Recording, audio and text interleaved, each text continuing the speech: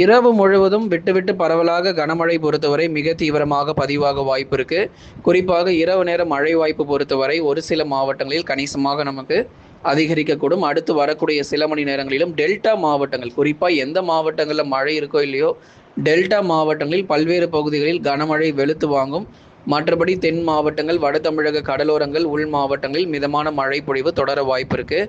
தேதி குறிப்பிட்டுறோம். அதாவது இன்றைய தேதி ஆகஸ்ட் 20/8/2026 இன்று இரவு நேரங்களில் கடுமையான மழை வாய்ப்புகள் டெல்டா பகுதிகளில் அதிகம் காத்திருக்கு.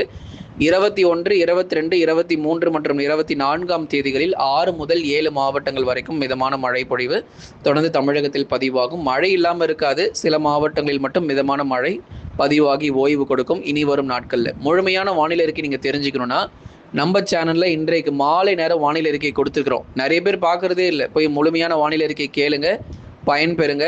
எந்தெந்த மாவட்டத்தில் மழை வரப்போகுது, மழை வராது அப்படிங்கிறத தெரிஞ்சுக்கோங்க.